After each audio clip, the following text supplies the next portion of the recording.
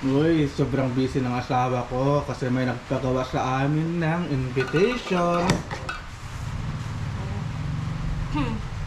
Pagbinyag to. Kaya hindi makapagbantay yung asawa ko sa tindahan. So, tayo magbabantay. Alright! Party party! Hoy, wag mong kainin yung paninda dyan, ha? Ako bahala sa tindahan! Punta ka na doon, magbantay ka! Oo, pupunta na ako!